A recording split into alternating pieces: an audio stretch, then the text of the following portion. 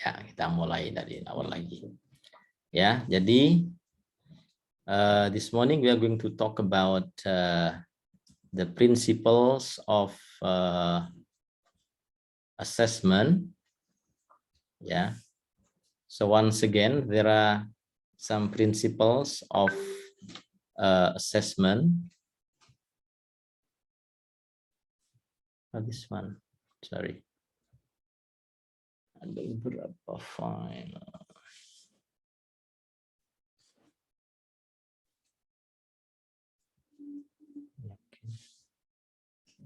Yeah, there are some principles in assessments. Yeah, reliability, validity, authenticity, objectivity, practicality, interpretability, and washback effect. Ya, jadi seperti yang kita bahas kemarin bahwa di dalam pembelajaran bahasa Inggris itu ada yang namanya assessment, penilaian. Ya, jadi assessment itu ada di situ, di dalamnya ada measurement, pengukuran, dan juga ada tes. Ya, nah assessment sendiri itu ada beberapa jenis ya.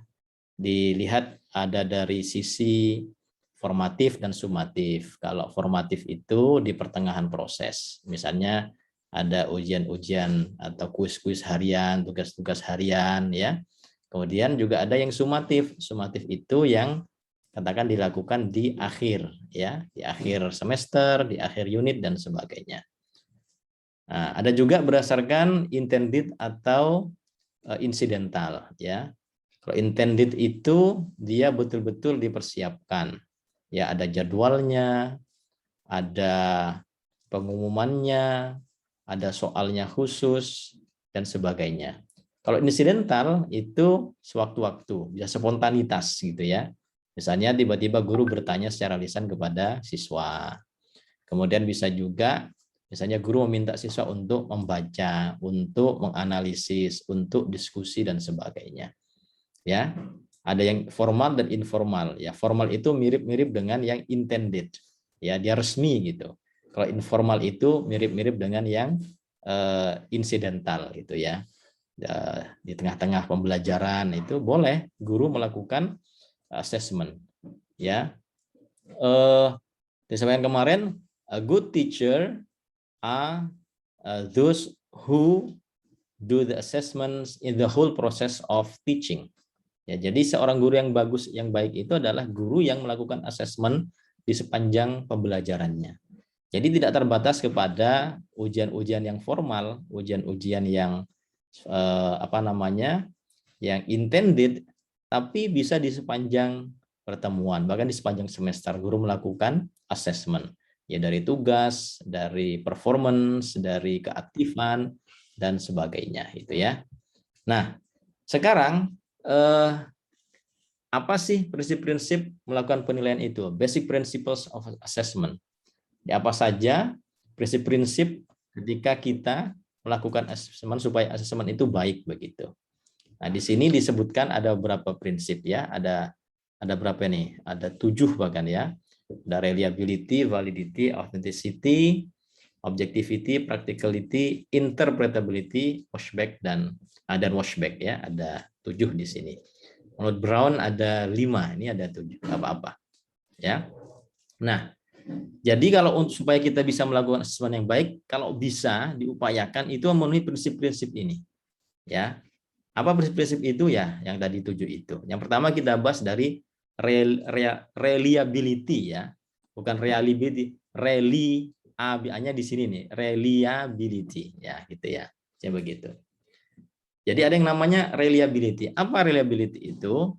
According to Brown, di buku yang sempat saya share itu, a reliable test can be described as follows. Apa sih yang namanya tes atau penilaian yang baik itu? Pertama, consistent in its condition across 2 or more administrations. Jadi kalau tes yang atau penilaian yang baik itu dia konsisten, ya, konsisten. Jadi kalau misalnya jadi consistent in its conditions across 2 or more administrations. Misalnya dosen itu atau guru itu memberikan ujian atau tes kepada siswa. Misalnya guru itu memberikan ujian untuk 3 kelas, misalnya kelas SMP kelas 2 misalnya kan ya. Dia memberikan ujian kepada 2 kelas itu. Maka kalau bisa kondisinya pada 2 ujian itu sama gitu. Katakan jadwalnya bareng, misalnya ujian apa ya, UTS misalnya gitu ya. Sama-sama pukul 9 misalnya di jam kedua misalnya. Maka kondisinya antara 2 kelas itu sama, soalnya ya tidak harus persis sama ya, tetapi persis sama nggak apa-apa kalau waktunya sama, kalau berbarengan gitu. Tetapi misalnya dari bobot soalnya sama, ya dari jumlah soalnya kira-kira sama, dari kebutuhan waktu yang diperlukan sama, ya tingkat kesulitannya sama, kemudian kemasan soalnya juga sama. Kira-kira seperti itu. Ya. Yang kedua, gives clear direction for scoring or evaluation. Jadi tes yang bagus itu, evaluasi yang bagus itu gives clear directions, memberikan instruksi atau arahan yang jelas tentang scoring atau evaluation. Jadi kalau misalnya guru memberikan soal ya kepada siswa, dosen memberikan ujian kepada mahasiswa, itu jelas scoringnya. Oh, kalau yang bagian pertama ini satu nomor skornya 5 dari 100 misalnya, range dari 0 sampai 100.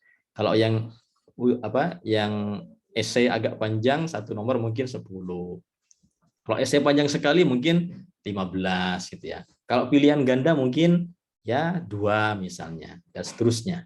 Jadi jelas sehingga siswa juga tahu, oh kalau saya menjawab ini nanti skornya tinggi, saya akan prioritaskan menjawab yang essay dulu misalnya. Setelah itu baru yang lain-lain gitu. Ya. Yang ketiga, has uniform rubrics for scoring or evaluation. Jadi memiliki rubrik yang seragam. Ya. Jadi misalnya dosen itu atau guru itu memberikan soal kepada siswa-siswa yang berbeda kelas, ya. Tetapi kira-kira rubriknya itu maksud kayak tadi itu rubrik itu. Kalau misalnya menjawab ini satu nomor skornya sekian dan sebagainya gitu ya. Itu rubriknya sama kira-kira. Ya. Kalau di kelas ini kalau menjawab jawaban essay panjang begitu, kalau misalnya sebutkan 4 ciri-ciri misalnya ini kalau bahasa Inggris apa ya? Misalnya kalau disuruh menulis tentang paragraf gitu ya. Kalau paragraf itu misalnya dinilai dari apanya? Satu dari topik sentence-nya ada. Kalau topik sentence-nya ada berarti skornya 5. Kemudian dari structure-nya kalau bagus 5 juga. Ketiga dari kontennya 5 juga. Jadi kalau 3-3-nya baik, maka dia dapat full nilainya itu 15. Jadi ada rubriknya. Ya, misalnya topik sentence jelas, maka skornya 5. Kemudian kontennya atau isinya bagus, materinya 5. Kemudian yang ketiga, misalnya grammar atau structure-nya bagus 5. Berarti kalau bagus semua, totalnya 15. Ada ada rubriknya. Bahkan bisa diturunkan lagi tadi itu. Misalnya kalau tadi tentang topik sentence lengkap dan jelas 5. Lengkap tidak jelas mungkin 3. Agak tidak lengkap, agak tidak jelas mungkin 1. Bisa seperti itu, bisa itu. Nanti kita bicara tentang rubrik ya suatu saat ya. Nah, jadi kemudian lends itself to consistent application of those rubrics by the scorer. Jadi rubriknya itu juga mudah difahami oleh orang yang memberikan skor. Jadi siapapun yang mengoreksi jawaban dari siswa, kan kadang-kadang di sekolah ada koreksi silang gitu ya. Nah, itu siapapun yang menjadi scorer itu sama ya. Penerapannya itu sama. Karena apa? Rubriknya tadi itu jelas gitu. Ya, direction-nya juga jelas. Contains item tasks that are unambiguous to the test taker. Nah, dan tidak ada pertanyaan-pertanyaan yang ambigu. Ambigu itu artinya apa ya kira-kira ambigu ya? Siapa yang tahu ambigu itu apa artinya? Tidak jelasan Pak kalau menurut saya. Ya, ambigu itu ketidakjelasan. Misalnya ambigu itu ini sebenarnya apa disuruh apa ya gitu ya. Jadi nggak jelas itu. Ambigu itu bisa berarti bermakna ganda dan sebagainya. Ya, misalnya begini. Silahkan dikirim melalui sosial media, ya begitu ya. Silahkan please upload your assignment onto your social media. Social media itu kan banyak. Ada mungkin dari website, mungkin ada YouTube, ada Facebook, ada Instagram, ada WhatsApp, ada Twitter. Ini yang mana itu? Namanya ambigu itu. Ya, ketidakjelasan itu. Nah, jadi kalau bisa yang namanya reliable itu tes yang bagus itu ya tidak ambigu, tidak ambigu. Jelas gitu. Kalau disuruh upload, upload kemana? Ke Google Classroom ya, atau apa gitu ya. Oh ya, saya mumpung masih ingat ya, besok insya Allah hari Ahad akan ada pelatihan pembuatan pembuatan portofolio, portofolio elektronik ya, hari Ahad insya Allah. Kira-kira jam 9 pagi.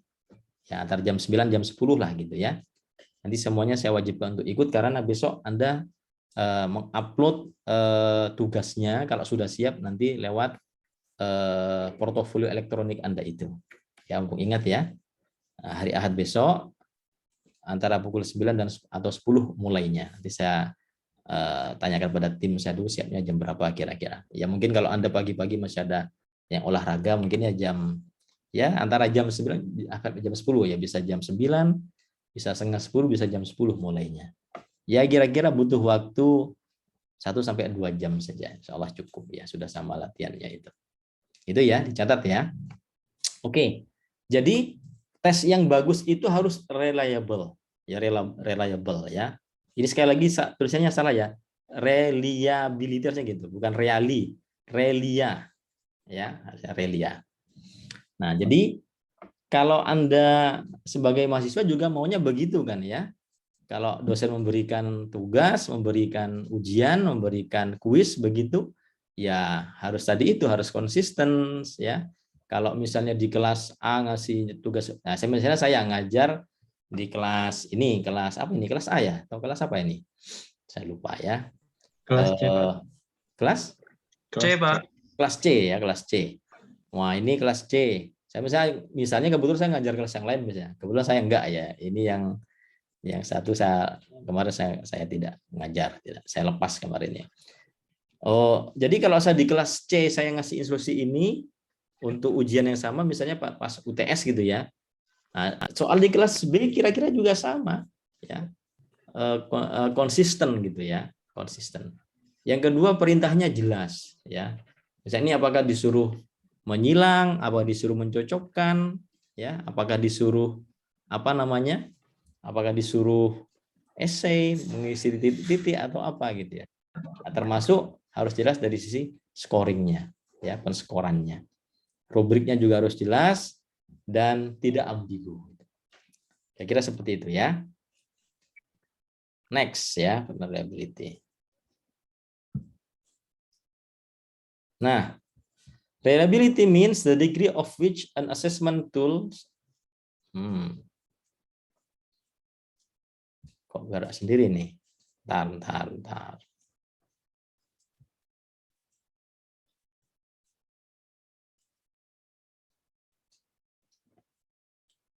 Ini gerak sendiri. Nah, ya. Nah, gini aja deh.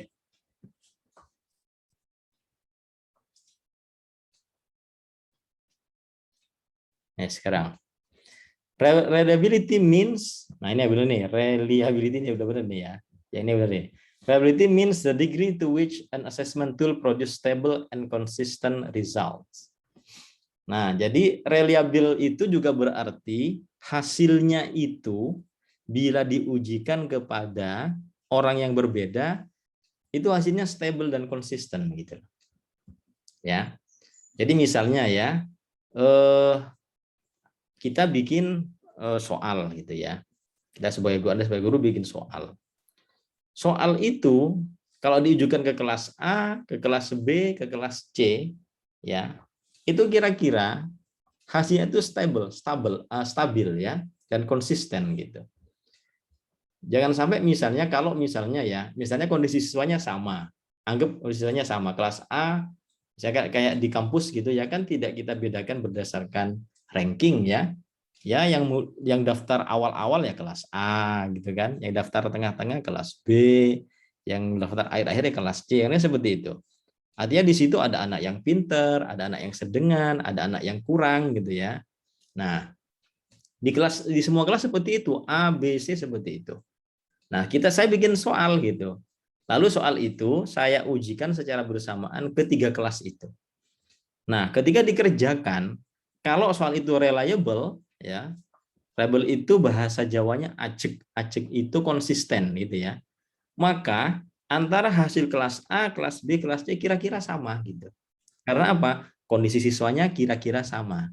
Ya, sama-sama ada anak yang pinter, ada anak yang sedengan, ada anak yang kurang gitu. Ketika diujikan, kira-kira rata-ratanya nanti sama gitu. Itu namanya reliable.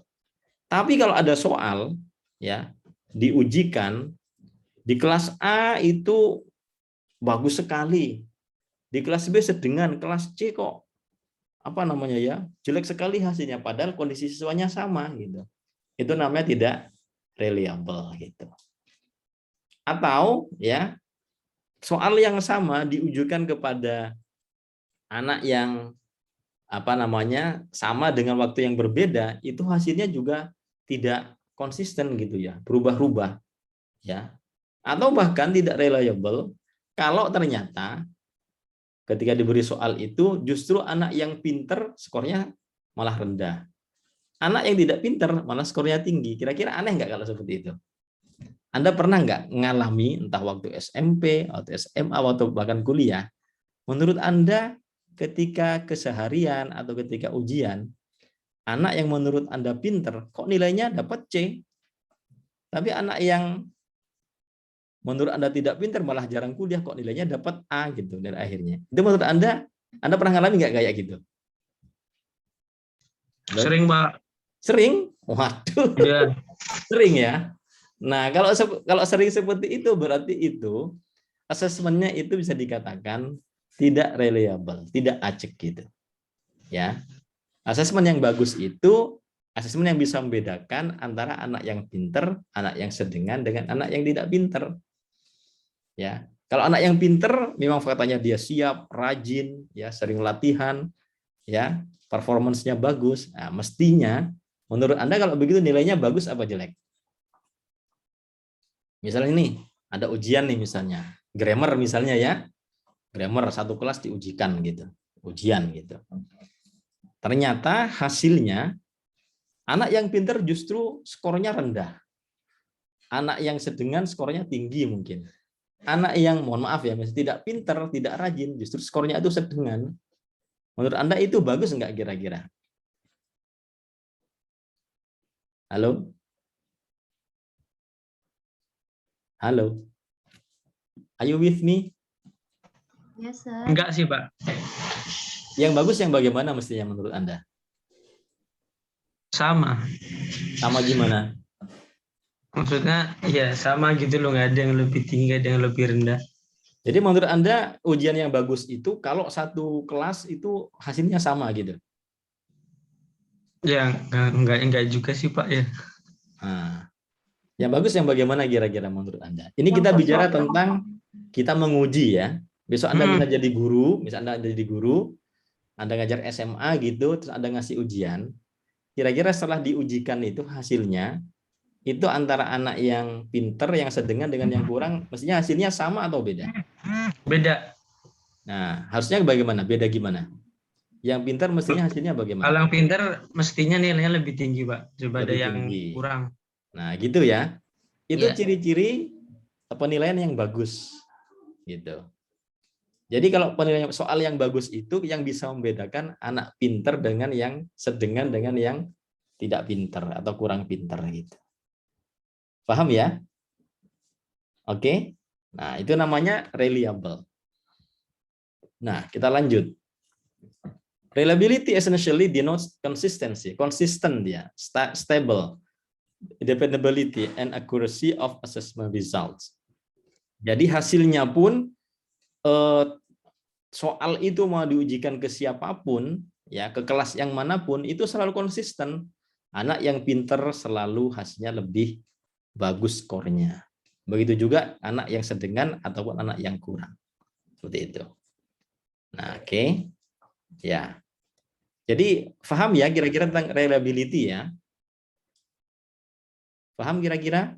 Coba saya tanya nih ke salah satu atau siapa yang mau menyampaikan, memberikan restatement tentang reliability.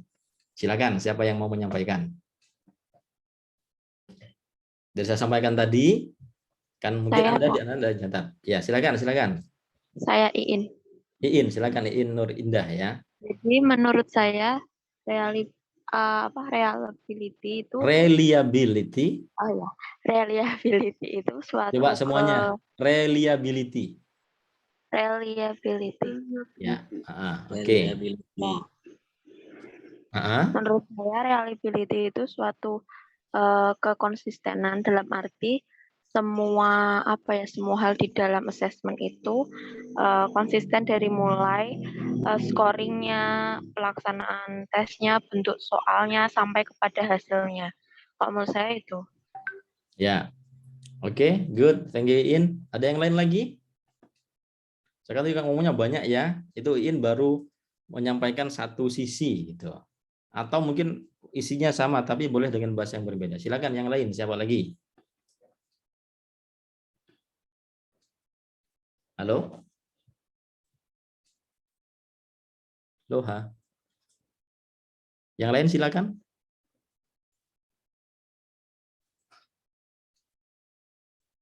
Perlu ditunjuk, Po. Nanti ditunjuk jadi takut. Yo, ada yang jadi volunteer. Rana, coba Rana.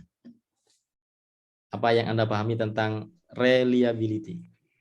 Jadi menurut saya reliability itu ada beberapa aspek yang harus ada di dalam reliability itu. Yang pertama itu ada konsisten.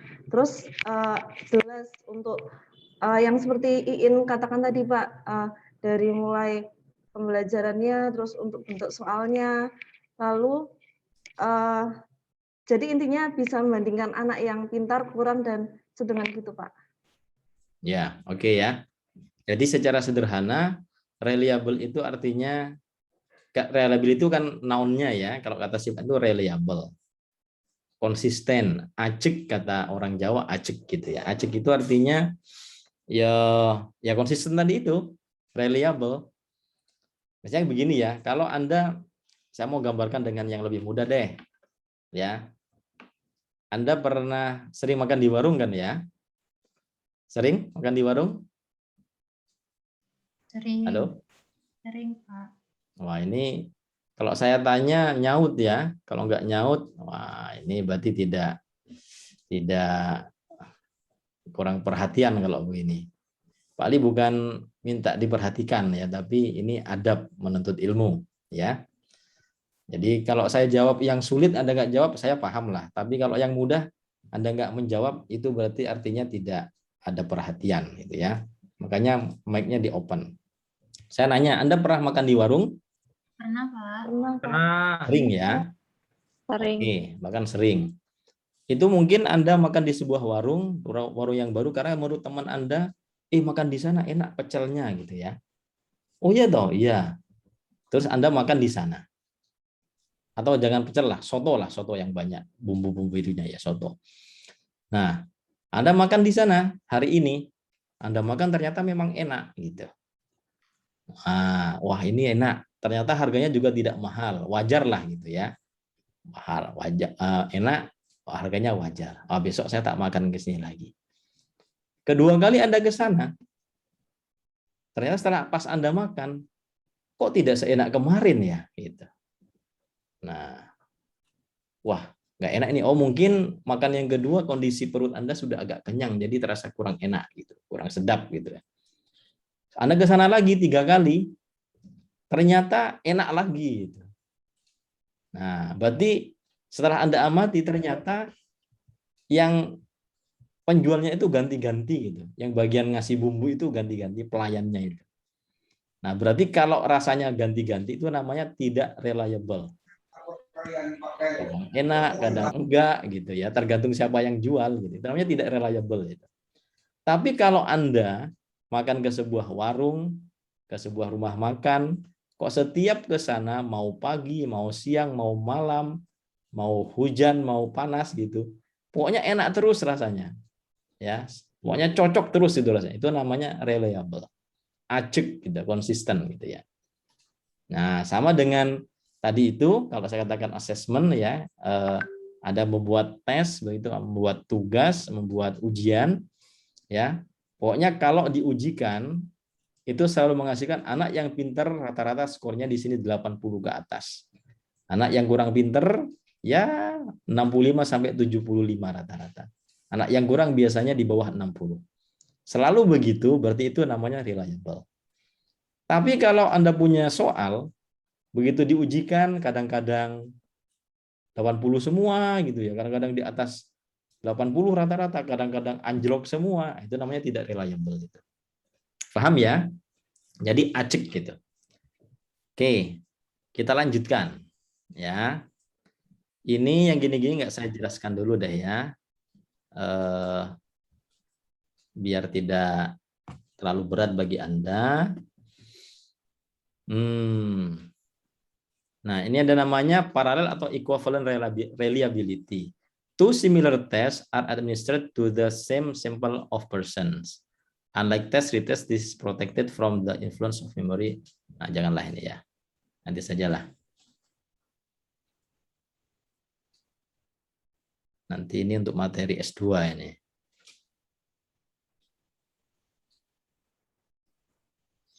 Saya yang umum-umum dulu saja ya. Ini masih. Nah, sekarang validity aja. Ya. Validity dalam bahasa Indonesia artinya valid ya. Validity refers to the evidence base that can be provided about appropriateness of the inferences, uses and consequences that come from assessment. Di valid itu artinya refers to the evidence, ya, mengacu kepada bukti bahwa that can be provided about appropriateness, kecocokan, ya, kepasan of the inferences, uses and consequences. Jadi gini, valid itu artinya menguji apa yang harusnya diuji, gitu.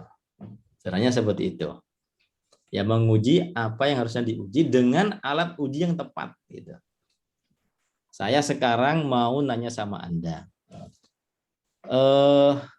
Ada alat ukur ya namanya timbangan. Anda tahu timbangan? Tahu, Pak. Tahu, Pak. Tahu ya. Oh, Pak. Sekarang saya mau nanya, timbangan itu jenisnya satu jenis saja atau macam-macam? Ada beberapa. Ada beberapa. Yang Anda tahu ada timbangan apa saja? Digital. Alat timbang digital. Ya. Terus yang tradisional itu, Pak. Yang tradisional, yang kayak apa tradisional itu? Yang pakai itu loh, apa kayak Mengandalkan berat. Digantung itu ya? ah, Digantung. Ada yang mana lagi? Timbangan badan. Timbangan badan. Oke, apa lagi? Ada yang kayak apa itu? Yang gini-gini itu? Timbangan itu, beras Pak. itu? Yang kiloan itu? Yang pakai bandul. Bandul itu, Pak. Nah, Pakai bandul ada. Macam-macam ya. Ya, Ada nggak timbangan untuk emas? Ada, Anda tahu Pak. timbangan untuk emas? ada. Ada. Macam-macam ya. Paling tidak saya umpamakan ada beberapa jenis timbangan ya. Misalnya ada timbangan emas yang kecil, ada timbangan apa itu? Timbangan duduk itu ya. Yang untuk orang jualan di warung itu, Anda tahu? Iya, Pak, tahu. Yang naik turun itu ya. Mhm. Tuh. Ada juga timbangan badan. Ya, yang biasanya ada yang digital, ada yang pakai jarum itu. Yang satu lagi timbangan barang. Misalnya timbangan beras 1 karung gitu ya. Nah, Iya, Pak.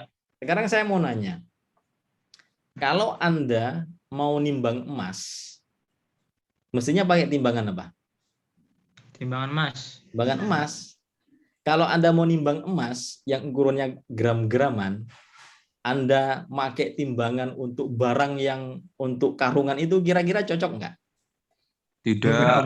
Nggak cocok. Ya, nggak cocok. Nggak appropriate. Menurut ini nggak appropriate gini, menurut keterangan di sini. Ya, karena apa? Antara barang yang akan diukur dengan alat ukurnya itu nggak cocok. Ya, kalau Anda mau nimbang barang pakai timbangan emas cocok nggak? Tidak Anda juga. mau ini punya apa? Punya beras 1 karung. Ini saya mau nimbang ini. Anda nimbang pakai timbangan duduk yang di warung-warung gitu loh. Yang pakai untuk beras 1 kilo, 2 kilo, kira cocok nggak kira-kira? Tidak. Pak. Enggak, Pak. Nah, jadi itu yang disebut dengan appropriateness. Ada kecocokan. Nah, sekarang misalnya, Anda sekarang semester berapa ya? 5. 5. 5. Kan sudah pernah ngalami semester 1, 2, 3, 4 ya. Nah, misalnya Anda waktu itu masih semester 1. Mata kuliah apa? Structure misalnya ya. Tapi kok Anda diuji dengan materi ujian untuk semester 4, kira-kira cocok enggak? Tidak. Enggak cocok. Paham ya? Jadi yang namanya valid itu harus ada kecocokan, appropriate, pas gitu. Ya. Misalnya Anda ujian apa misalnya ya? Ujian speaking. Tapi ujiannya Anda suruh nulis, cocok nggak kira-kira? Tidak. Enggak, ya. Nah, jadi kalau misalnya yang disebut dengan valid itu adalah ya kalau Anda ujian speaking, ya diuji dengan speaking. Nah, sekarang misalnya sama-sama speaking. Anda ngajar anak SD misalnya. Disuruh, Dek, please you give a speech about pros and cons gitu. About COVID-19 vaksin. Kira-kira cocok nggak untuk anak SD? Tidak. Tidak. Untuk anak SD kira-kira kalau speaking apa cocoknya? Kenalan diri biasanya, Pak. Apa? Bernyanyi mungkin. Kenalan diri. Speaking. Apa? Apa Farisa? Perkenalan diri. Memperkenalkan diri ya, cocok ya. Nah, please introduce yourself, gitu kan. Itu pun terbatas pada apa biasanya perkenalannya. Yang pertama tentang nama, kemudian nama pun ada 2, ada complete name, nickname gitu ya. Terus apa lagi? Tempat tanggal lahir. Tempat tanggal lahir, nama orang tua, ya kan? Nama bapak, nama ibu, alamat gitu. Tapi kalau untuk anak kuliah semester 4 gitu, kalau disuruh speaking begitu, kira-kira disuruh apa? Kalau disuruh introduce yourself kayak anak SD itu cocok nggak kira-kira? Tidak. Ini untuk materi kuliah ya. Nah, kalau untuk anak kuliah PBI gitu semester 4, kalau speaking kira-kira ujiannya tentang apa speaking? Cocoknya. Conversation. Conversation, ya. Mungkin suruh tentang give your argument about, misalnya gitu ya. About apa? Misalnya juvenile delinquents, about democracy, about education. Paham ya gitu ya? Nah, termasuk nanti kalau Anda sudah menjadi guru, Anda akan membuat soal yang valid itu harus berdasarkan apa kira-kira? Anda sudah PLP 1 kan? Ya. Kalau misalnya besok Anda jadi guru SMP atau SMA misalnya, yang ada kurikulumnya ya bahasa Inggris. Anda membuat soal, misalnya disuruh buat soal UTS, itu berdasarkan apa kira-kira? Ada ngarang sendiri semaunya atau berdasarkan apa? Kira-kira. Berdasarkan materi yang pernah dikasih. Berdasarkan materi yang pernah dikasih. Materi itu berdasarkan apa? Berdasar RPP, Pak. Nah, berdasarkan RPP. RPP berdasarkan apa? Kurikulum gitu ya. Jadi kalau Anda besok akan memberikan ujian, itu harus lihat kurikulum. Oh, ini tentang apa? Tentang teks, ya kan? Teksnya tentang apa ini? Macam-macam gitu ya. Jadi apa yang diajarkan itulah yang diujikan. Jangan sampai Anda kita mengujikan apa yang tidak diajarkan. Anda juga sebel kan sama dosen kalau ada soal yang nggak pernah diajarkan tapi disuruh ngerjakan gitu. Iya nggak? Iya nggak? Iya, Pak. Nah, pernah nggak ngalamin kayak gitu? Kenapa?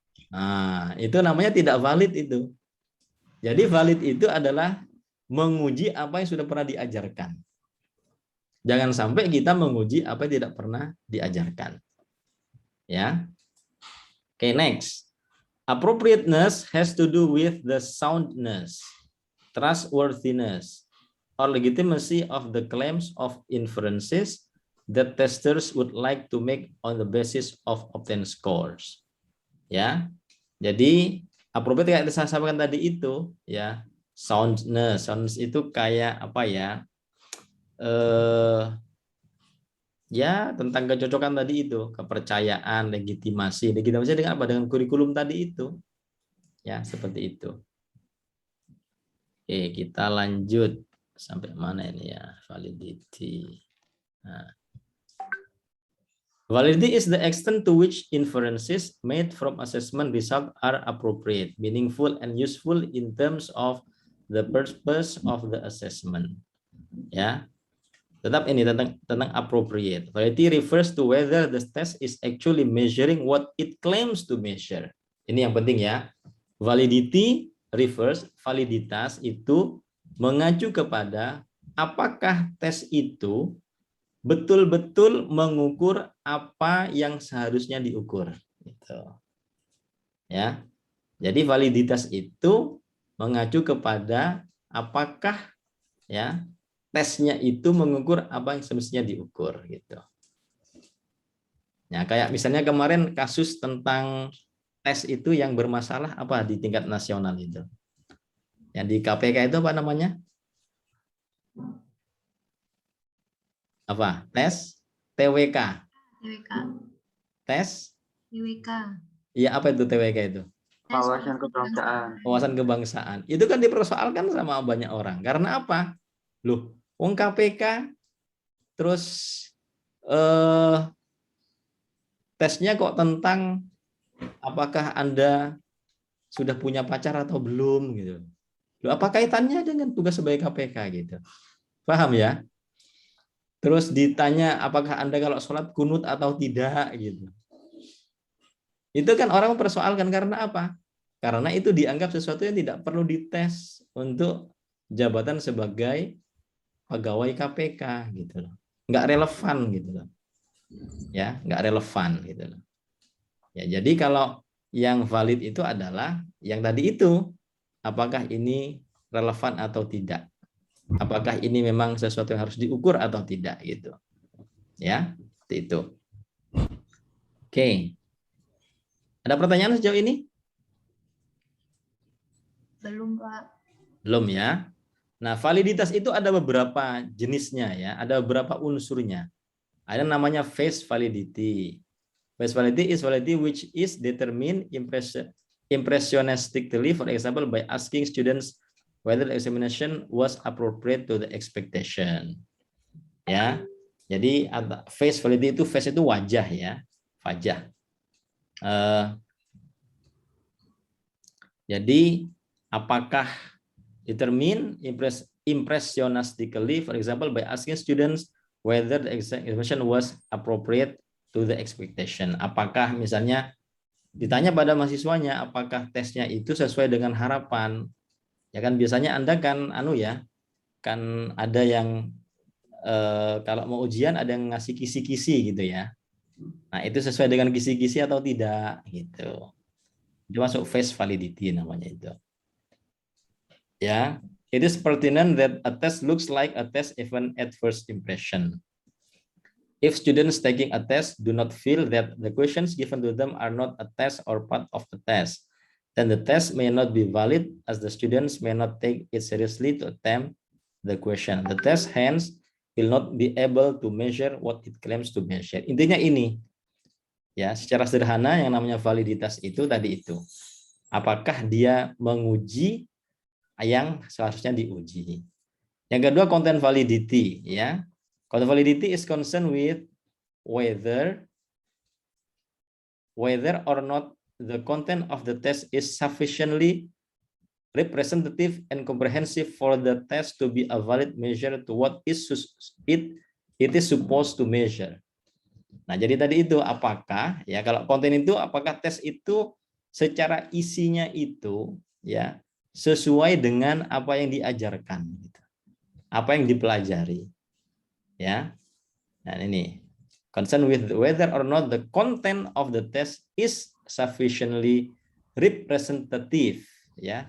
Apakah mencerminkan, mewakili and comprehensive for the test to be a valid measure of what it's supposed to measure.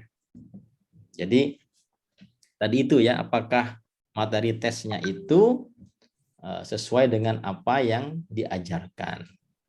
The most important step in making sure of content validity is to make sure all content domains are presented in the test. Another method to verify validity is through the use of table of test specification that can give detailed information on each content, level of skills, status of difficulty, number of items, and item presentation for rating in each content or skills or topic. If the language course was a conversational course focusing on the different social situation that one may encounter, it becomes invalid when a final examination requires you to demonstrate your ability to place an order at a posh restaurant in a 5-star hotel. Jadi secara sederhana, yang namanya content validity itu validitas isi ya. Itu kalau tesnya itu materinya itu sesuai dengan apa yang diajarkan, sesuai dengan apa yang ada di dalam kurikulum, apa yang ada di dalam kisi-kisi. Ya, kalau misalnya di dalam kurikulum, misalnya KD-nya itu ya, siswa dapat misalnya ya memperkenalkan diri dan menggunakan bahasa Inggris yang baik gitu. Maka nanti ujiannya tentang memperkenalkan diri. Jangan nanti ujiannya tentang yang lain-lain gitu, tentang disuruh cerita rekreasi, cerita tentang apa namanya ya, tentang misalnya makanan gitu, ya nggak cocok gitu. Ya content validity ya. The construct validity, second concept used in measurement. Construct validity is the most obvious reflection whether a test measure what is supposed to measure. Ada namanya construct validity ya.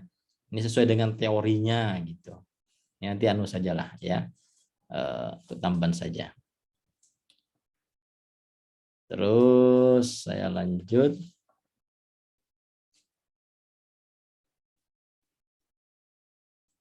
Nah, ini ya. Ini contoh sederhana yang tidak valid ini. Ini ada hewan apa saja ini? Coba Anda lihat. Ada apa aja di situ?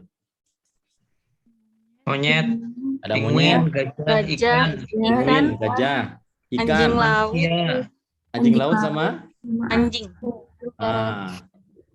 ini ujiannya menurut Anda valid nggak ini?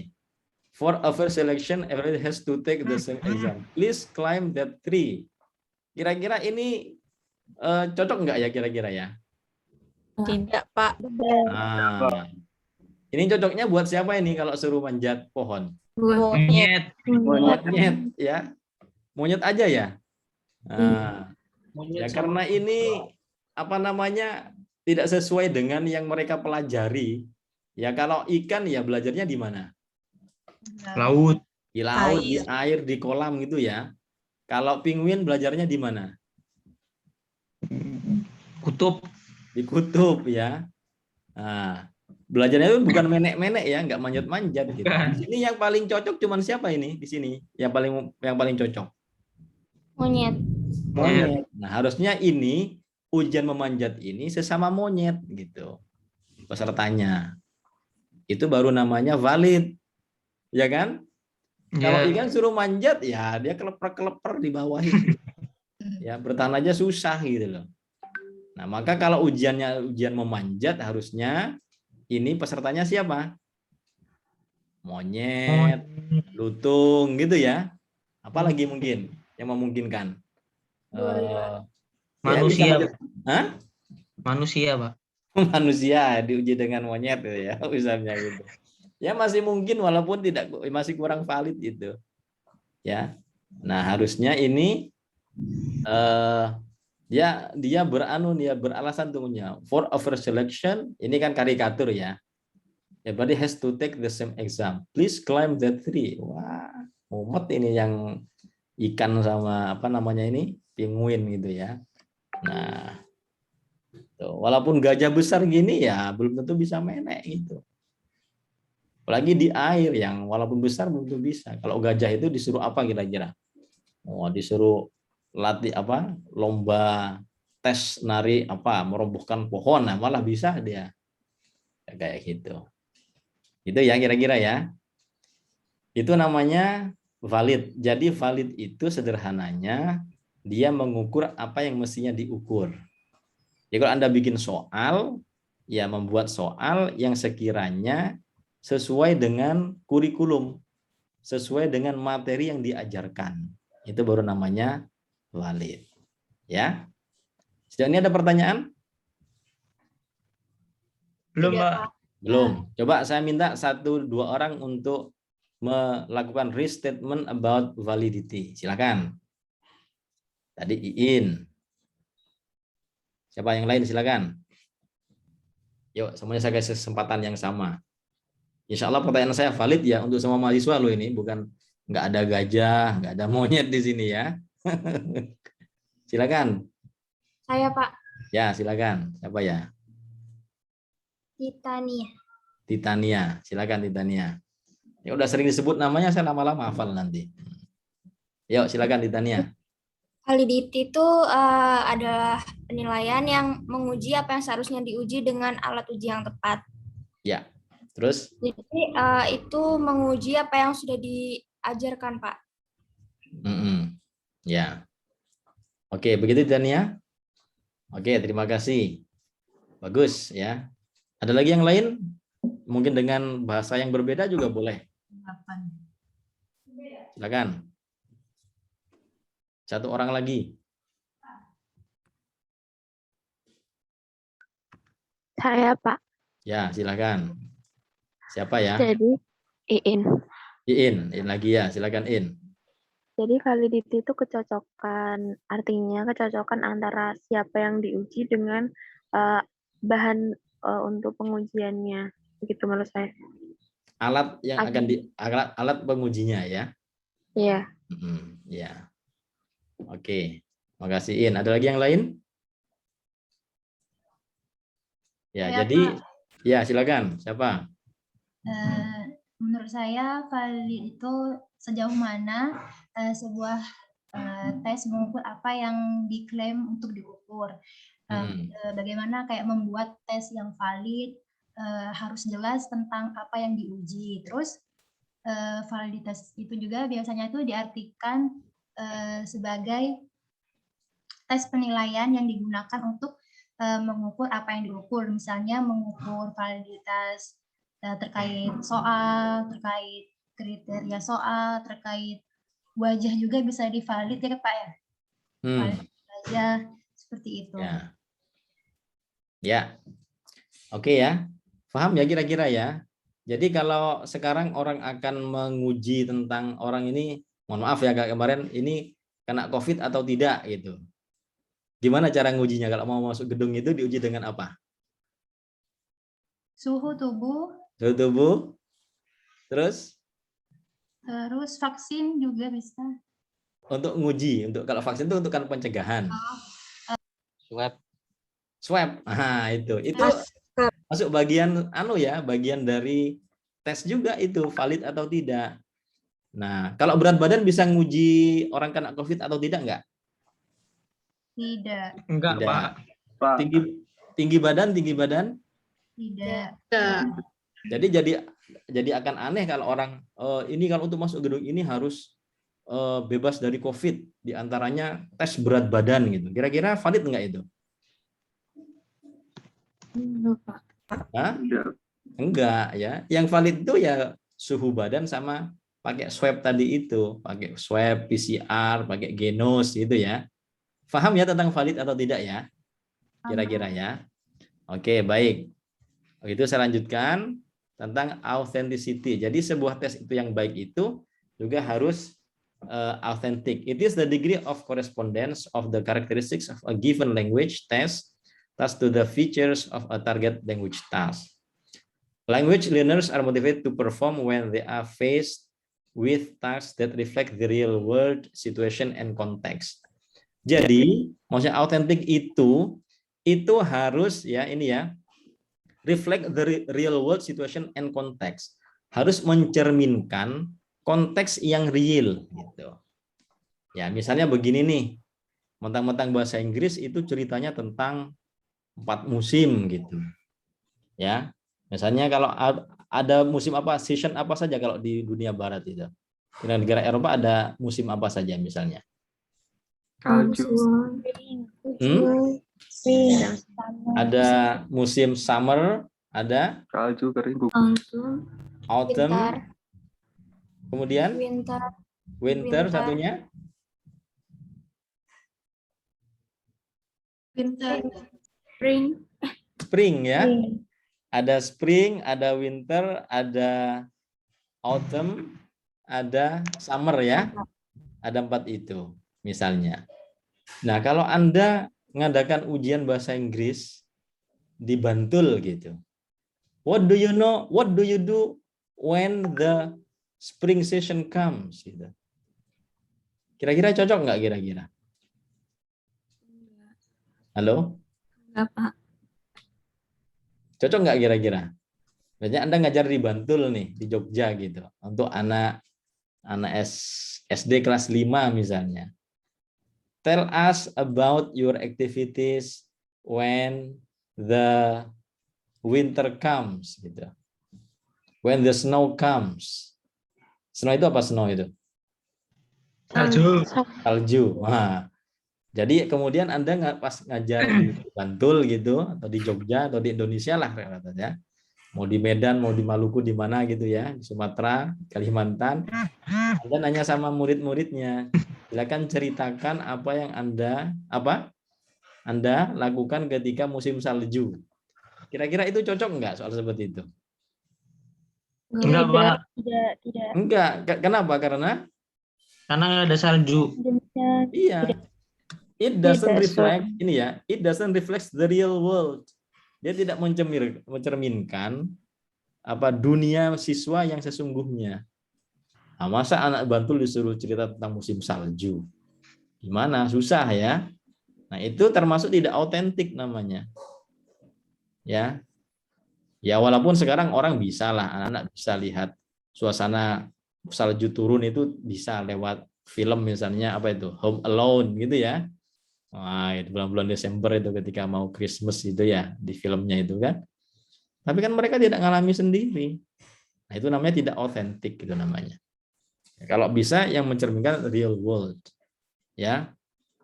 Misalnya anak Indonesia ditanya tentang main ski gitu. Oh, kira-kira jangankan muridnya, gurunya aja belum tentu pernah main ski gitu ya, ski di salju itu. Nah, terus misalnya Anda, what do you think about hamburger? Gitu. Apa hamburger itu? Burger yang terbuat dari apa bahannya? Dari ham. Ham itu apa? Babi. Babi. Hah? Dari babi ya? Atau hot dog gitu ya? Ya itu nggak cocok lah untuk kayak gitu.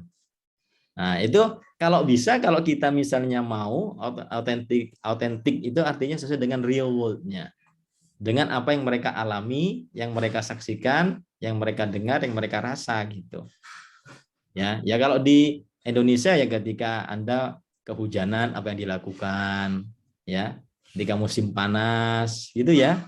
Ketika mungkin lebaran gitu ya. Nah, jangan ditanya tentang Christmas, tidak semuanya merayakan Christmas gitu ya. Apalagi di sekolah Muhammadiyah misalnya gitu. Ya tanya tentang lebaran, tentang fasting month gitu ya. Tentang apa yang suasana subuh gitu, nggak apa-apa. Begitu juga sebaliknya ketika mungkin Anda suatu saat ngajar di luar negeri sana ya jangan tanya tentang lebaran gitu. Mereka nggak akan paham gitu ya. Nah, ini sekali lagi language learners are motivated to perform when they are faced with tasks that reflect real world situation and context. Nah, silakan disesuaikan dengan konteks masing-masing. Kalau di Jogja bolehlah nanya tentang gudeg gitu. Kalau di Palembang boleh tanya tentang pempek. Ya. Kalau Diana Silvi asli mana? Halo, Diana asli mana? Diana Silvi, can you hear me? Halo, Diana Silvi. Kok tidak respon ya? Diana Silvi. Gak mendengar saya kah? Halo Diana. Kok sepertinya nggak dengar saya ya? Atau sinyalnya? Oke, yang lain. Rizky Ramadan. Anda asli mana Rizky? Bali. Bali. Apa makanan di Bali yang nggak ada di Jogja? Coba. Hah? Coba. Shoba. Nah, itu. Shoba. Anda ngajar di Jogja. Tell me about Shoba gitu. Kira-kira anak Jogja bisa jawab nggak kira-kira? Rizky? Nggak bisa. Sama juga dengan kalau anak Bali, tell me about gudeg. Mereka bisa nggak? Anak Bali? Nggak tahu. Jadi disesuaikan dengan konteks tempatnya. Ya, misalnya seperti itu. Nah, kemudian siapa ini? Andrianto. Anda asli mana Andrianto?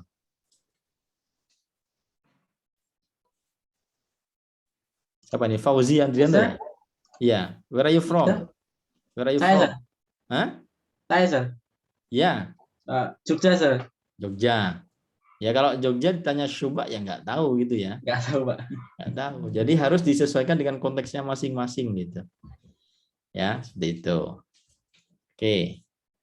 An authentic text contains language that is as natural as possible. Ya, kalau orang Jogja tanya tiwul ya tahulah ya. Jadi bahasanya pun yang natural as possible. Has items that are contextualized rather than isolated. Jadi harus kontekstual sesuai dengan apa lingkungannya. Includes meaningful, relevant, interesting topics gitu ya. Ini kalau bisa ngasih soal, ngasih materi itu yang interesting topics, yang menarik. Ya, kalau sekarang anak sekarang tertariknya pada apa? Kira-kira, ayo. Anak SD, SMP sekarang yang tertarik sama apa kira-kira? Game online. Game online ya. Jadi mereka kira-kira lebih tertarik bicara tentang Mobile Legend atau bicara tentang apa jatilan kira-kira? Mobile Legend, Sir. Mobile Legend. Jadi kalau Anda mau ngasih soal itu ya, kalau mau menarik ya, apa yang mereka tertarik sekarang? Tell me about jatilan. Waduh, Sir. Usra ketemu jatilan gitu ya. Nah, gitu ya. Provide some thematic organization to items such as through a storyline or episode. Offers tasks that replicate real world tasks. Jadi dekatkan ujian Anda itu, tes Anda itu dengan apa yang mereka alami, apa yang mereka rasakan. Gitu. Ya kayak tadi itu nggak mesti yang di luar negeri, di sini mesti anak tertarik ya belum tentu gitu. Ya. Nah, oleh karena itu ya autentis itu sesuatu yang kontekstual bagi mereka, yang akrab dengan mereka, yang mereka alami, yang mereka rasakan, yang mereka lihat secara langsung gitu. Ya, itu autentik namanya. Saya percepat dulu ya. Objectivity ya, objektif. It refers to the degree to which equally competent scores obtain the same result. Ya, objektif itu artinya ya di dalam memberikan penilaian kita harus objektif, jangan lihat-lihat wah ini anak orang kaya ini tak kasih nilainya nanti yang bagus, yang murah. Ya jangan gitu. Tetap objektif ya. Most standardized tests of aptitude and achievement are high in objectivity. Ya. The test items are objective type and the resulting scores are not influenced by the examiner's skills and emotion. Jadi kalau nanti Anda memberikan soal itu yang kira-kira tidak bikin baper gitu. Ya. Nanti jangan ditanya tentang apa yang kira-kira mengakibatkan orang yang ngoreksi itu jadi baper. Ya. Nah, misalnya kemarin tanya tentang sebuah partai gitu ya. Itu kan jadi masalah itu. Nah, tentang apa, tentang ras tertentu gitu. Ya kalau sekedar pengetahuan nggak apa-apa, tapi kan sudah sensitif ya jangan gitu. Ya harus yang objektif, yang tidak subjektif, yang tidak menimbulkan apa namanya sesuatu yang membuat orang merasa tidak nyaman gitu ya. In fact, such tests are usually constructed so that they can be accurately graded by trained examiners and scoring machines. Ya, bahkan kalau dikoreksi dengan mesin pun itu sama nilainya gitu. Atau dia ujiannya adalah ujian ujian tentang ujian essay gitu, siapapun nanti yang ngoreksi itu tidak jadi baper gitu. Ya. Misalnya ada pertanyaan yang semalam itu lagi agak ramai, itu ada seorang tokoh Komnas HAM itu yang mengatakan tidak percaya sama siapa itu? Orang Jawa Tengah gitu ya. Kayak gitu ya. Wah, ini apa namanya? Ini bau-bau ini pemilu yang akan datang gitu ya. Katanya dengan apa salah satu orang yang digadang-gadang katanya akan dijagokan jadi calon presiden, tapi dari Jawa Tengah gitu kan. Nah, kayak gitu jangan dimunculkan di dalam tes. Ya. Apalagi kalau tesnya itu mengatakan what do you think of your teacher gitu ya. Mister siapa? Mister Ababil ya gitu ya. Wah, gitu. Nanti kalau yang muridnya menjawab menurut saya Mister Ababil orangnya baik, pinter, keren. Wah, nanti nilainya jadi bagus itu. Jangan ya. Nanti kalau yang wah menurut saya Mister Ababil ngajarnya kurang bagus, tidak disiplin. Wah, ini berarti dia bermusuhan sama saya, tak kasih skor yang jelek gitu. Jangan seperti itu. Itu namanya tidak objektif. Itu subjektif namanya ya. The test is said to have high objectivity when the examiner is able to give the same score to the similar answers guided by the mark scheme. Jadi soal yang disebut objektif itu apabila penguji bisa memberikan skor yang sama kepada jawaban yang sejenis karena apa? Dipandu dengan skema penilaian yang juga bagus gitu. Jadi dengan soal yang sama ya, nanti siapapun yang ngoreksi kira-kira ngasih jawabannya, ngasih skornya sama. Itu namanya objektif. Kira-kira seperti itu. Ya, itu objektif namanya.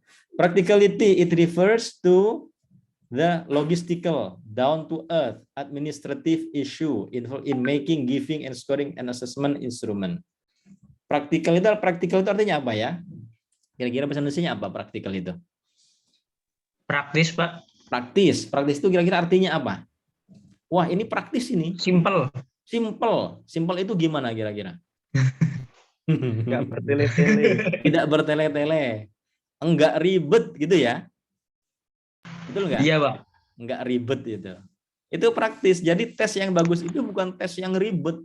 Harus bawa rautan, harus bawa stip, harus bawa tip X, harus bawa gunting. Wah, itu enggak praktis itu. Yang praktis itu yang secara logistik down to earth, membumi gitu ya. Orang kokean apa namanya? Dia nggak ribet tadi itu, ya. Nah, termasuk dari sisi persiapannya, dari sisi pengerjaannya, termasuk dari sisi penilaiannya, gitu, ya. Nah, this include cost, the amount of time it takes to construct and to administer, ease of scoring and ease of interpreting, reporting. Jadi dari sisi biaya juga tidak mahal gitu. Wah, kalau mau tes itu harus bayar misalnya ya 2 juta gitu. Waduh, iya. Ya. Kayak misalnya tes TOEFL dengan IELTS itu juga beda-beda. Kalau IELTS itu minimal 1,5 juta. Ya, dari sisi praktisnya kalah dengan TOEFL. Kalau TOEFL itu ada tingkatannya, ada apa? Ada institutional, ada ITP, ada internasional gitu ya. Orang masih bisa milih. Kalau IELTS itu tidak bisa milih ya. Biasanya harus ya itu harganya segitu. Harus ada wawancaranya langsung ketemu dengan native speaker atau yang ya yang setingkat dengan itu gitu. Ya down to earth ya. Administrative issue involved in making. Termasuk ya peralatan atau peralatan administrasi yang dibutuhkan. Giving and scoring an assessment instrument, termasuk di dalam penilaiannya. Wah, ini untuk menilai ini harus pakai alat ini. Harus bawa ke Jakarta dulu ini untuk menilainya. Harus ketemu Bapak ini dulu ini. Kalau enggak itu enggak bisa. Itu namanya tidak praktis. Ya. Kayak misalnya tes online itu menurut Anda praktis enggak menurut Anda? Tes online. Yuk, saya mau nanya. Praktis, sir. Praktis? Ya, pertanyaannya praktis buat siapa dulu? Kalau buat Anda praktis. Tapi buat orang yang tinggal di pedalaman Papua sana praktis nggak kira-kira? Tidak. Yang tidak ada sinyal. Enggak. Ya kan? Belum tentu praktis gitu. Ya, terpraktis buat siapa dulu gitu. Gitu ya. Kalau menurut Anda mengajar pakai LCD proyektor itu praktis nggak? Halo? Praktis, Sir. Ribet, Pak. Ribet? Tergantung, Sir. Iya, tergantung sih, Pak. Nah, tergantung kalau di kelas kayak di Jogja, di kampus itu praktis. Karena apa? Listriknya ada, laptopnya ada, gitu ya. Kalau daerah yang tidak ada listrik, praktis nggak pakai LCD? Tidak, Sir. Tidak. Yang praktis pakai apa di sana? Di daerah yang tidak ada listrik. Hah? Pakai kapur, ya pakai papan tulis. Nah, gitu. Nah, jadi praktis tidaknya itu tergantung situasinya. Ya, untuk daerah-daerah yang memang sudah cukup apa-apanya, terjangkau mudah, no problem gitu. Ya. Jadi praktis atau tidak tergantung pada situasinya. Ya, kalau di Jogja gitu ya saya kira kalau kuliah pakai online gini oke lah, praktis lah ya. Tapi di antara Anda kan masih ada nih yang masih kesulitan sinyal gitu ya. Kadang-kadang ketendang keluar gitu kan. Itu. Mungkin bagi sebagian besar oke, online meeting itu praktis, oke gitu. Tapi bagi sebagian lagi mungkin belum tentu harus ke kota gitu ya. Ada loh orang untuk kuliah itu harus naik ke atas gunung gitu ada. Naik ke loteng. Ada nggak yang seperti itu di sini? Halo? Harus ke kota dulu cari apa itu? Cari sinyal gitu. Ada nggak seperti itu? Alhamdulillah tidak, Pak. Sini enggak ya? Alhamdulillah sudah menyesuaikan ya. Oke, walaupun saya yakin kalau di rumahnya masing-masing masih ada yang seperti itu. Ya, itu namanya praktis. Stays with budgetary limits ya. Cocok untuk biayanya. Can be completed by the test taker within appropriate time constraints. Dari sisi waktunya juga cocok ya. Has clear direction for administration. Ya, perintahnya secara administrasi juga oke. Appropriately utilizes available human resources. Ya, bisa dilakukan oleh ada sumber daya manusianya itu memungkinkan ya. Doesn't is available material resources. Ya, tidak membutuhkan sumber daya materi yang berlebihan ya. Consider the time and effort for both design and scoring. Interpretability ya. Ini bisa diinterpretasikan. Test interpretation encompasses all the ways that meaning is assigned to the scores. Proper interpretation requires knowledge about the test which can be obtained by studying its manual. Jadi tes yang baik itu juga yang mudah diinterpretasikan. Ya. Bisa ada perintahnya gitu ya. Itu kalau namanya interpretability. Washback effect ya. The term washback or backwash refers to the impact that tests have on teaching and learning. Washback itu artinya apa ya? Washback itu ada yang tahu? Halo, boleh buka Google Translate juga boleh. Washback itu apa? Halo, wash itu mencuci, back itu kembali. Kembali mencuci, Pak. Apa washback itu kira-kira? Timbal balik bukan, Pak? Ya, semacam itu. Tapi ada lagi yang lebih tepat mungkin. Bukalah Google Translate.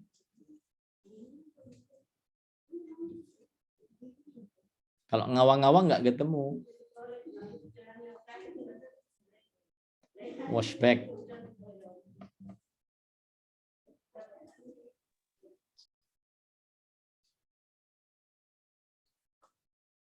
Halo? Halo. Dampak tes bukan, Pak?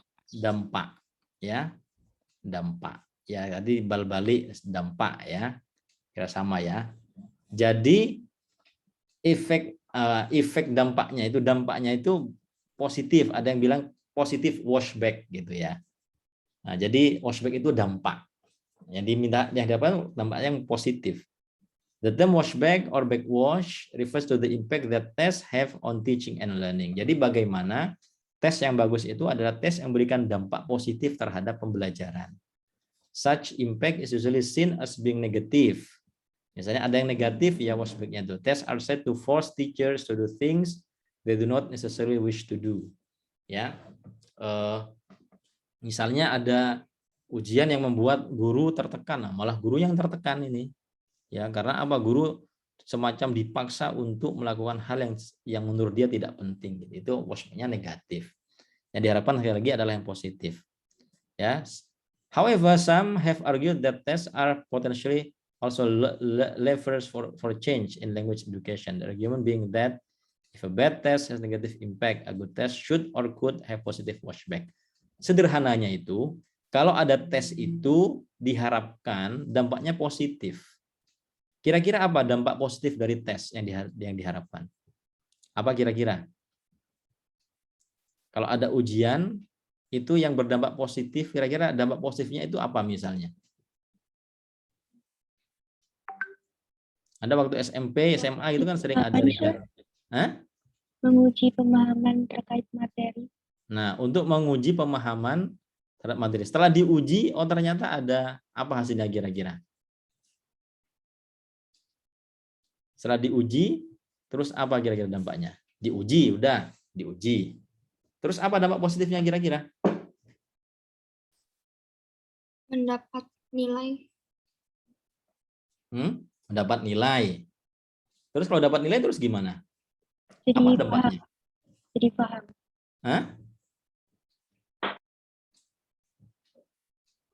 Kalau dapat nilai baik bahagia.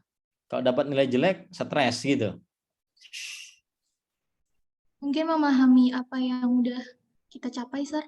Nah, gitu ya, untuk evaluatif, untuk memahami apa yang sudah, apa yang belum, sehingga siswa itu ya bisa melakukan refleksi. Oh, ternyata saya sudah bagus di sini, tapi saya masih kurang di sini, gitu ya.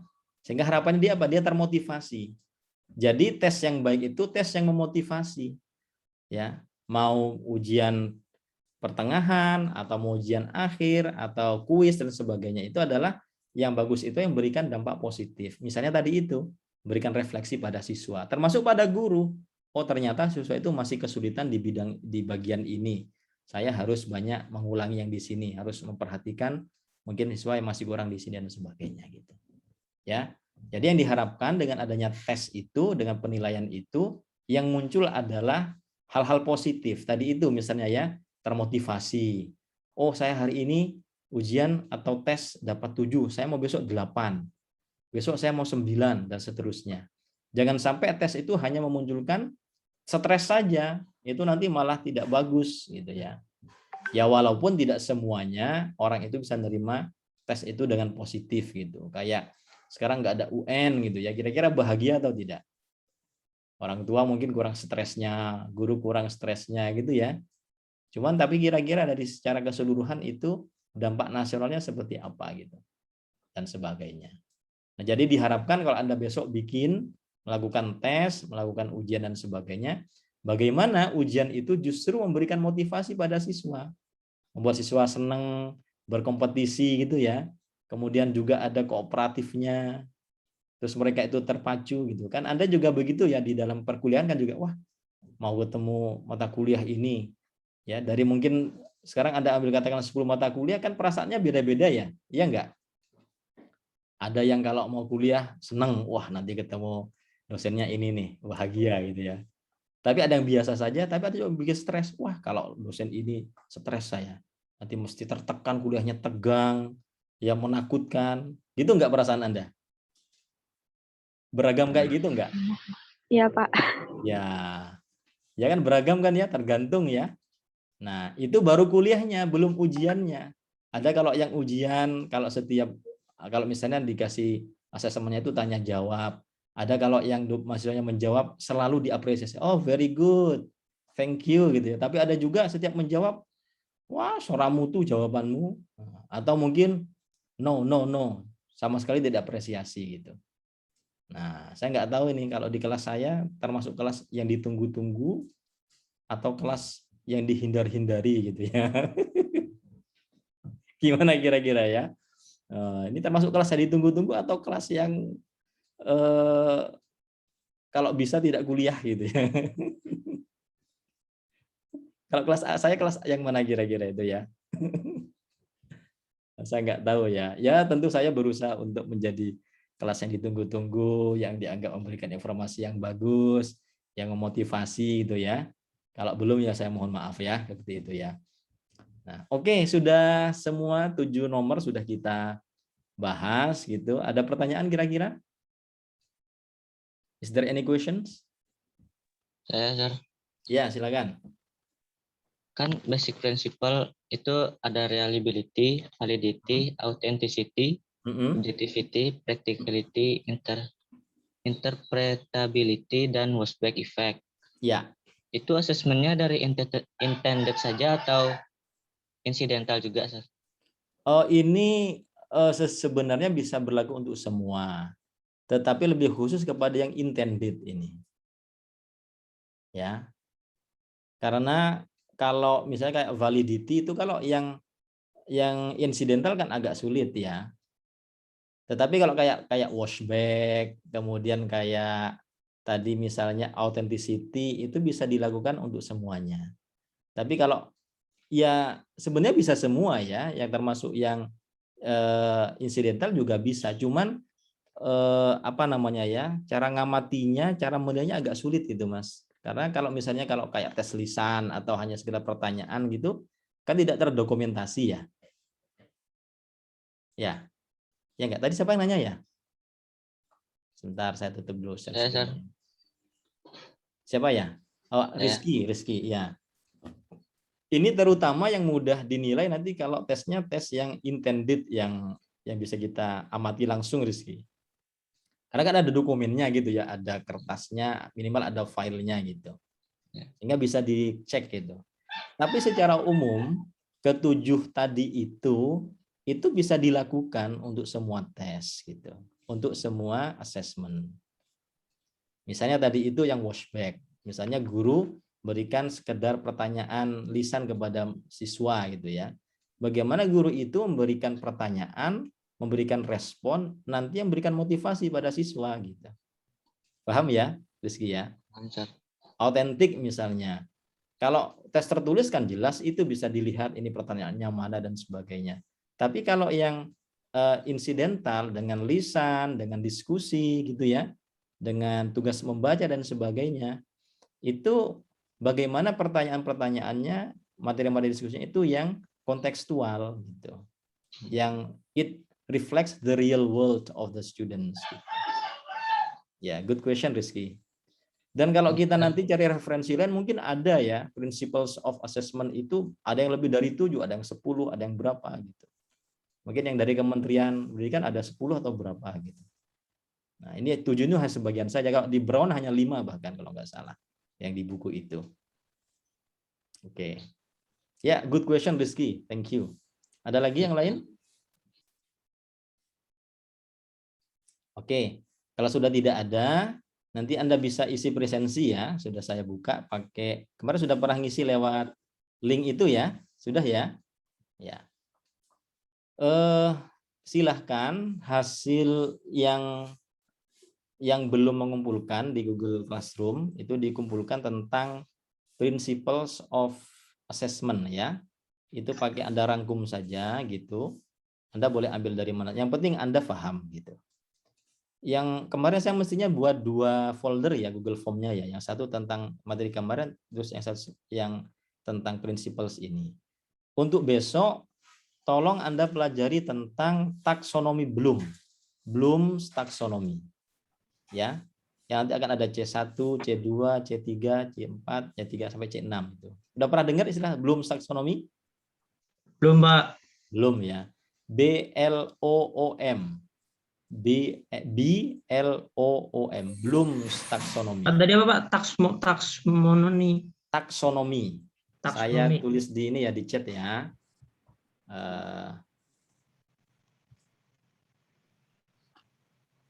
To everyone.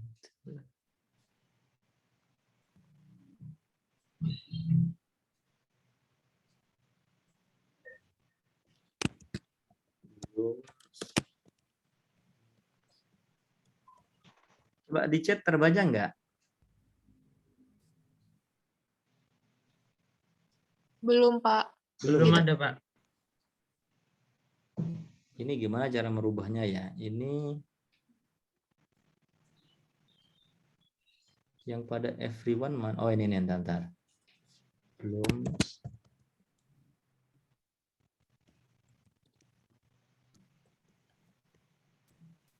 Sekarang terbaca? Iya, Pak. Nah, itu ya. Bloom's taxonomy, terutama yang kognitif ya. Ya tadi nanti isinya tentang kognitif, afektif, psikomotor, ya, domains. Tuh ya. Nanti Anda difokuskan pada kognitif taksonomi. Nah, jadi besok Anda cari Bloom's taxonomy, kemudian ada kognitif, afektif, psikomotor. Ya, nanti difokuskan kepada kognitif taksonomi C1 sampai C6. Jadi itu apa isinya gitu. Ya, nanti saya buatkan foldernya sendiri Google Classroom ya. Dan jangan lupa insya Allah hari Ahad ya, kita akan ada pelatihan ya. Akan ada pelatihan tentang pengembangan atau pembuatan portofolio elektronik. Gitu ya, nanti kepastiannya jam berapa insya Allah akan saya umumkan, mudah-mudahan hari Jumat atau Sabtu. Ya. Oke, ini wajib sifatnya karena semuanya besok akan bikin itu. Thank you ya semuanya. Semoga bermanfaat. Kayaknya materi hari ini cukup padat ya. Nggak apa-apa ya, sekali kuliahnya agak tenanan gitu ya. Semoga bermanfaat ya, silakan dipelajari lagi, dibaca lagi. Kalau nanti Anda butuh file ini, mau saya share kira-kira filenya? Boleh, Pak. Boleh, Pak. Boleh atau mau? Kalau boleh mau. Saya Mau, Pak. Kalau boleh itu kayak nggak butuh lah gitu ya. Kalau ya mau Pak, mau gitu. Saya ulangi. Filenya saya share atau tidak? Mau banget. Gitu dong ya. Kalau boleh itu kayak ya terserah Bapak lah gitu. Itu ya, kalau ditanya orang begitu, kalau posisi Anda itu posisi yang membutuhkan ya bilang yang sing tenanan gitu. Biar yang ngasih juga semangat gitu. Boleh Pak, kalau boleh itu ya oh ya tiga ya oke, enggak juga enggak apa-apa gitu. Oke ya, thank you very much. Sekali lagi, kayaknya ini kuliahnya saya ini mau saya tarik ke pagi-pagi begini atau malam sekalian. Kalau yang Rabu gini kayaknya enak pagi begini ya mungkin ya. Semoga ya nanti karena siang itu agak riskan waktunya itu. Habis ini ada kuliah nggak? Habis ini persis? Nggak ada, Pak. Nggak ada, Pak. Ada ya, alhamdulillah. Ya mungkin kita agak saja ya. Kita tarik ke jam berapa? Jam 7:30 ya, jam 6 ya. Iya, jam 7 Pak, daripada jam 6. Pak, jam 7. Kalau jam 6 kebagian ya? Iya, masih tidur. Terlalu pagi, Pak. Ya. Oke, insya Allah kita ganti ke jam 7 saja ya. Kemudian ya tolong nanti kalau jam 7 ya sudah mandi, terus sudah olahraga gitu ya. Sudah sarapan biar wajahnya enak dilihat gitu ya. Saya memang agak curiga dia nggak mau memunculkan wajahnya itu, satu mungkin belum mandi, mungkin lagi tiduran gitu ya. Nah, yang ketiga mungkin belum sarapan gitu. Yang keempat mungkin yang putri nggak pakai jilbab gitu. Ya, yang lagi-lagi rambutnya masih awut-awutan gitu. Tapi kalau udah kelihatan di kamera itu hakul yakin gitu ya. Oh ini memang sudah siap menerima ilmu belajar bersama gitu. Setuju ya? Saya kira ya. Kecuali kalau yang terbatas sinyalnya ya saya maklumi. Kalau jujur loh ya. Kalau nggak jujur nanti hati-hati loh, nanti sinyalnya rendet beneran loh di situ ya. Maka itu jangan mengkufuri nikmat. Kalau di situ diberi sinyal yang bagus, kuotanya oke, nggak ada masalah gitu, disyukuri dengan cara apa? Dengan cara on cam gitu, kameranya on gitu ya. Kalau dikasih sinyalnya bagus, HP-nya bagus gitu ya, kuotanya ada, kok nggak mau on cam itu nanti bisa dianggap kufur nikmat nanti itu ya. Na'udzubillah ya, semoga tidak ya. Ya cukup hari ini saja, kalau belum wah besok atau apa mata kuliah setelah ini saya tak on cam lah, semangat gitu ya. Tadi supaya itu ya, supaya ilmunya barokah, berkah gitu. Gitu ya, saya kira stay safe, stay healthy for everybody. Ya, see you next week insyaallah. Ya, let's end by saying hamdalah. Alhamdulillah. Makasih Pak. Ya, don't forget to do the the presence list ya. Oke, siap. Ya. Oke, assalamualaikum warahmatullahi wabarakatuh. Waalaikumsalam. Waalaikumsalam warahmatullahi wabarakatuh. Terima kasih banyak Pak. Ya, sama-sama. Ya.